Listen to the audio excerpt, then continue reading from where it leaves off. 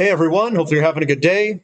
My name's Andy. My channel's Finding Value. I was reading through the comments and I was just, I don't know, gathering my thoughts and whatnot. And I wanted to talk about something, and it deals with, personal development. And I know some people that all they want are picks. They want things given to them, which is fine. I understand that.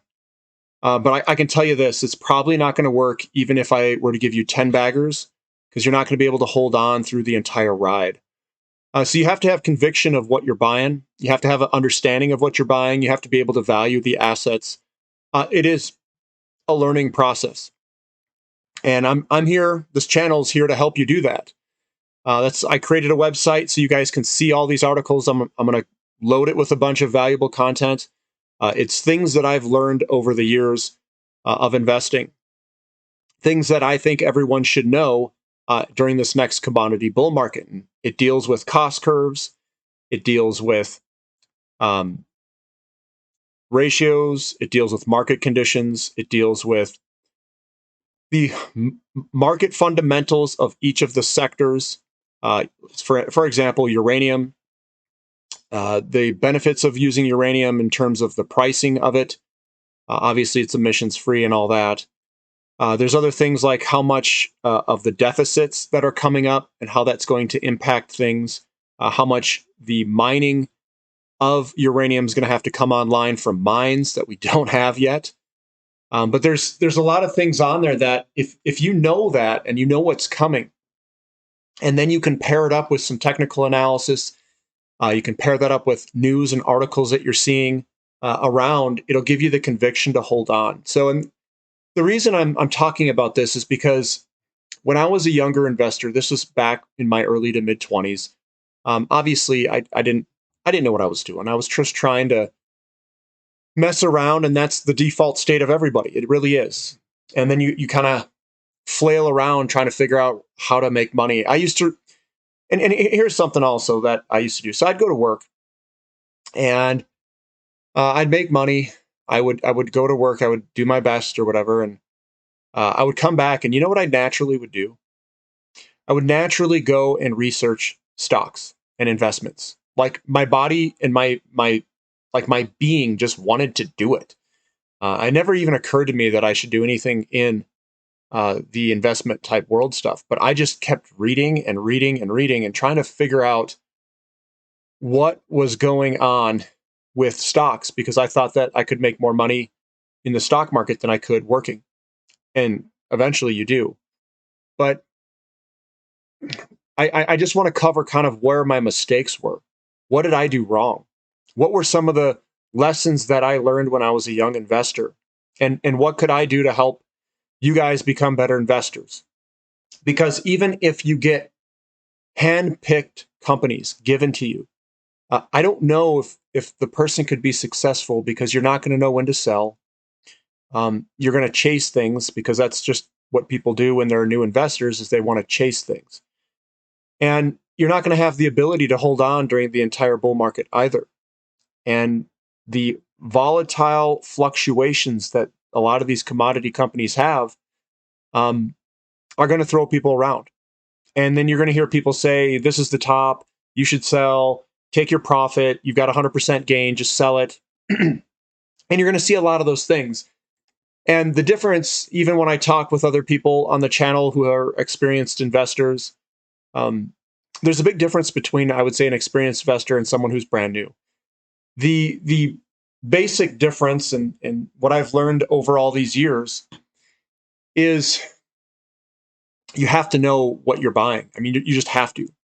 You have to know the setup. You have to know the valuations. You have to know what's cheap, what's expensive. What separates a new investor and a seasoned investor is being able to value assets. That's a very good one as well. The technical analysis is just icing on the cake.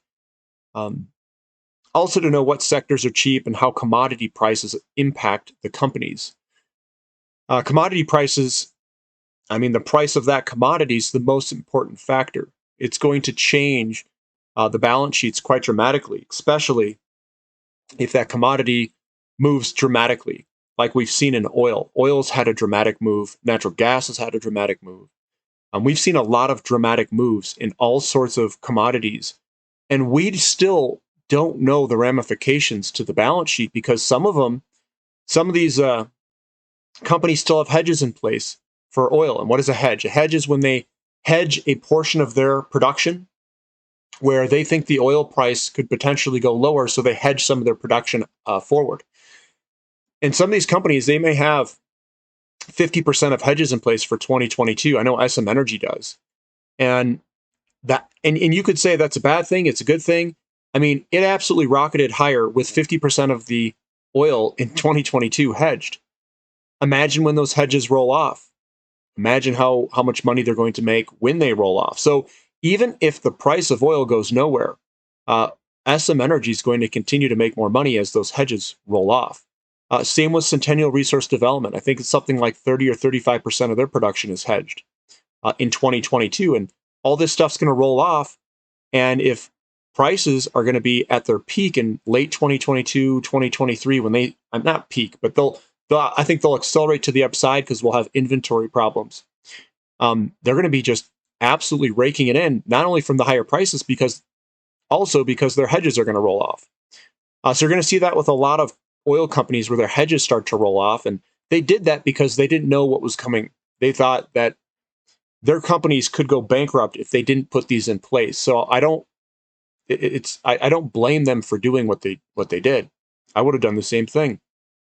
But it's all going to unwind, and it's going to be quite beautiful. So what I'm trying to get at is one of the things that I learned doing all this investing, and where I messed up the biggest. So these are my biggest mistakes, or it's not really mistakes. Things that I should have known that I didn't know. I didn't know in the beginning about ratios and valuing assets, and that could be entire sectors, like basically money flows. Money flows are what move stocks. Money flows, not fundamentals. I mean, you could say money flows are fundamentals to some degree, but you have to see money rotate into what you own. If there's no reason for the money to rotate into what you own, then there's no reason for that money to rotate over. So you could be sitting in a company for 5 or 10 years or 3 years of it doing nothing. And you may be in there for 3 years, even knowing that you think, like even knowing what I know, you could be in something for 3 years and accumulate for 3 years straight at that bottom. The ultimate bottom happened in 2016 for the commodity bull market. And a lot of people, I mean, if you're looking, 2016, that's 6 years ago. If you wanted to buy the bottom, and I did buy the bottom, guys. I rode a bunch of precious metal companies when I think I bought AG for like $2 and something cents. This was in 2016 at the bottom. It was a falling wedge pattern that I bought right in the bottom. And I held it all the way up and sold it when it was coming back down because it looked like a top. And it was a massive move, a very big move. But I sold it, took the profits, and then I rolled it into some other stuff after.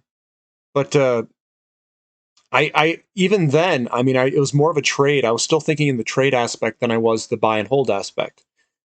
And I'll tell you my biggest, I'd say, problems when I was a new investor is I did not hold long enough. Period. I did not hold long enough. Now, if I had held long enough, I'd have many, many, many millions of dollars, many. And I sold, 100, 200% gains. I didn't get a 30 bagger, which I could have. I could have gotten multiple 30 baggers. And all I had to do was hang on. All I had to do was do nothing. And it would have been much easier knowing what I know today because I know what the market conditions do. I know how things rotate. I know how money flows work. And that's what I was missing. But the piece was I didn't know how to value assets. I didn't know how stocks went up, basically, money flows. And that's what I was missing. I didn't know how the real estate market impacted inflation and all that. And you have the opportunity to learn all this stuff. And that's why I opened up the channel. And someone was asking me, what's the difference between silver and platinum? The levels on the channel. Silver gets you all the financial education. So basically, I'm writing a lot of educational type articles on how to invest. You're going to have to read it and read it and read it and learn it, and pair this with the channel, I think, and you're going to get a really good education. The platinum edition will get you basically my experience, and it will put picks in front of you that I think have good potential. I can't guarantee that every single one will work, but you're going to get picks that are at good opportunities. Good opportunities, good, I think, buy points, things that are going to be breaking resistance, things that could be potentially at their bottom of bottom. If you want more of a long-term, trying to time the bottom as best you can play. And they're out there. They're out there, and I'm going to share them with people. I'm going to partake myself in them, and not every single one's going to work. So the way that this also ties into more things that I've learned throughout my investing career is you never go all in on anything. Never all in on one sector, never all in on one stock, never all in on one ETF, never all in on one thing. Now, I never went all in on one thing. I've always been diversified, playing multiple games. I've always done the physical precious metals and using ratios to rotate. The ratios came about midway after I was buying the physical metals, but I have done some rotations, a few, and then the other portion is with portfolio management and how to structure a portfolio. And I can do that. And again, that's just my opinion on how to do it. It's not like I read this from a book or anything. This is more from a mathematical betting strategy type scenario. So basically, I'm coming up with it myself. And some people say, well, that's not what a professional does. Well, a professional wants you to do X% bonds, X% stocks, where they make money from you. I'm doing it from the viewpoint that I have no bounds, no limits, no quota to hit. I'm doing it like I want to make money. I want to use my knowledge, use my engineering background, use my math to figure out how I can set up a portfolio to benefit myself on the way that I see it, and to my abilities, to my ability to hold on and understand market conditions and ratios. I'm going to put my money in the most undervalued assets with the most amount of leverage for some of my money. Then I'm a very opposite. How can I say this? In life, I do the opposites. That's all I do. I do the opposites. I do whatever makes sense. So when I go and I buy a car to go commute to work, let's say, I buy something that is really practical, super cheap, small little tires on it, of an economy car because the tires are cheap. The oil, it takes less oil. Oil's cheap. Takes less gas, less insurance. Parts are cheaper to fix. It has low horsepower, so things don't break. The timing belt's typically cheaper. Easy to work on car. I look at all of those things. A Honda Civic is a good example. And in a weird car, Chevrolet Aveo is actually a pretty good car for a daily commuter. Good mileage, super cheap parts, and it works pretty well. And then if I want a sports car, I go all out and get a sports car, and I get extreme summer sports performance tires. I ended up with an RX-7 and an RX-8. Those are the cars that are my sports cars, and I work on them myself. I do everything. I even tuned I put a different turbo on it. I tuned the ECU myself. Figured all that stuff out, and I actually ended up tuning like 30 or 40 other cars because people didn't know how to do it or whatever. They got poor tunes, and I wanted to make sure they had good tunes. So I care about other people's cars because that's something I'm passionate about as well. Sidetracking. I like doing the extremes. So I take a really low risk approach, and I've got gold, physical silver, physical gold, physical platinum, and all those physical things. That I consider to be the least risk investment that you can possibly ever have. Then I go into higher risk type things where companies are almost going bankrupt. People sold them to the bottom on pennies, literally 1 penny to every dollar. And then I come in and swooping in, buying it because I could see that people are buying it in the technical analysis and the charts. And I know that some of them were dire, but if I could pull out one or two or three of these companies, I knew that it was going to be a quite a large turnaround, and a lot of money could be had there. And that's kind of my super edge of the thing. So when you build a portfolio and you start looking at how to build things, you don't want to go all in. You want to make sure that you're position sizing correctly. I really wouldn't go over 10% one position unless it's like an ETF or something like that. But I usually stick around, I would say 3 to 6%, somewhere in that range of each position size, unless you've got one heck of a conviction. And I would stick with companies, if you can find them, that produce revenue, but that were beaten so down because of some external thing, or maybe it was debt. They took on too much debt, and they were beaten down so far that they came within an inch of their life of bankruptcy. And then when they can turn back around because the commodity prices have gone up so much, you can get incredible gains that can beat anything in the market in terms of gains per time. So you can get these big launches.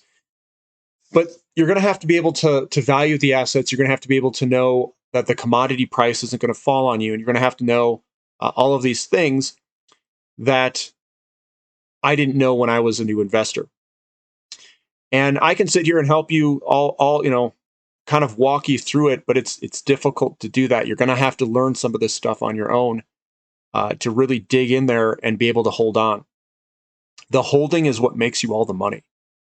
It's not getting the stock pick. It's not getting the exact timing of the bottom, even though if you're somewhat in the general vicinity, you want to cost average in. You don't want to buy your positions all in one spot, especially if you're new, because you're going to want to be, when you're new, you want to chase price. You're using price as a validation of how good the company is.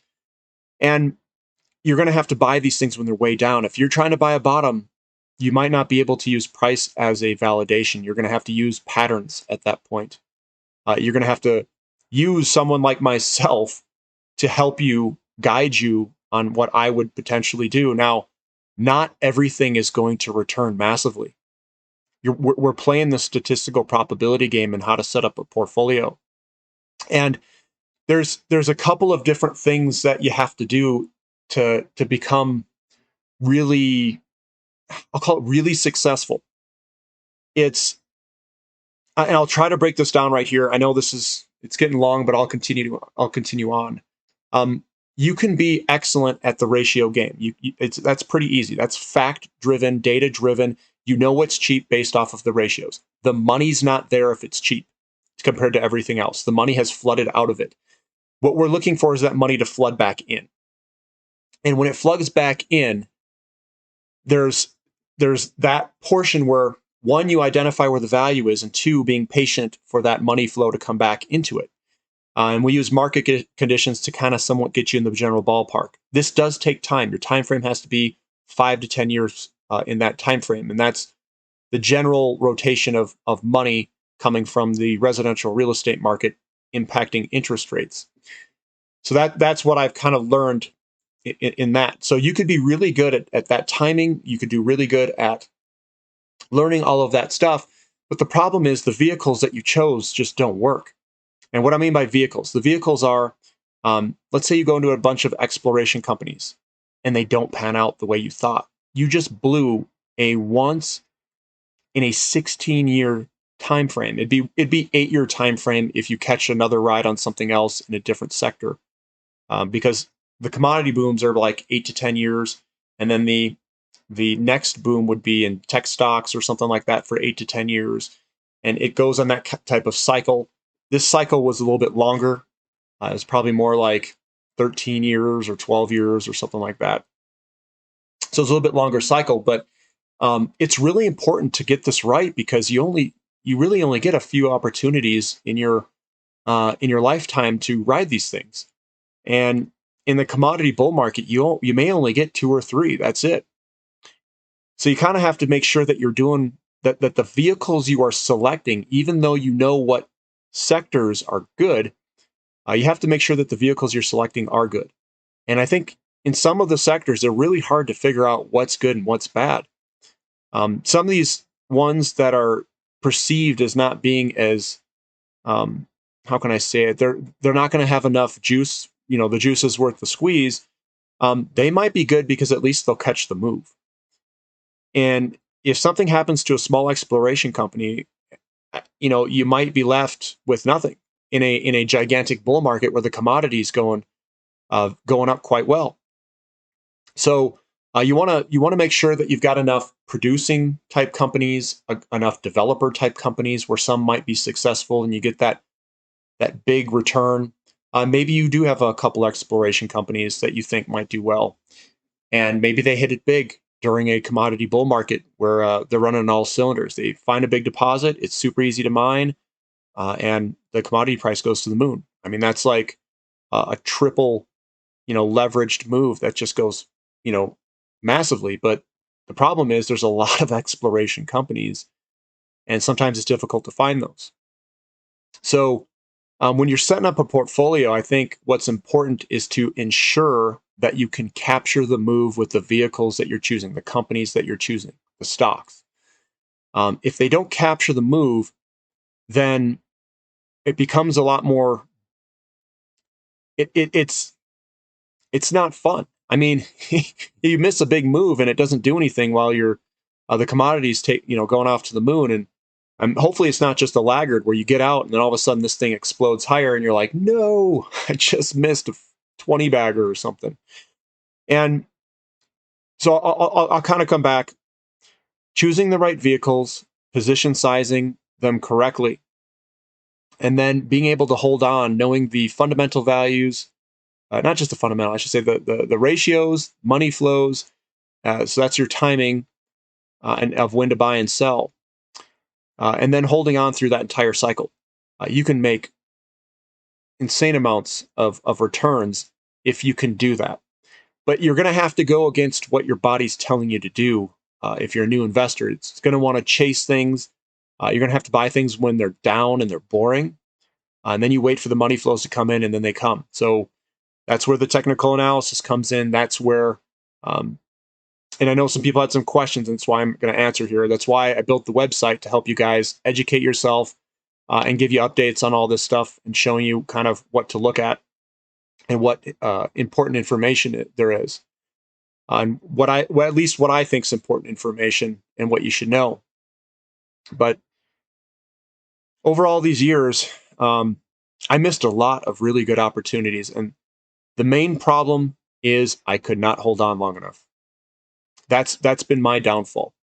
And if you guys have downfalls, put it in the comment section. I'd like to hear what you're doing about it and how to get better.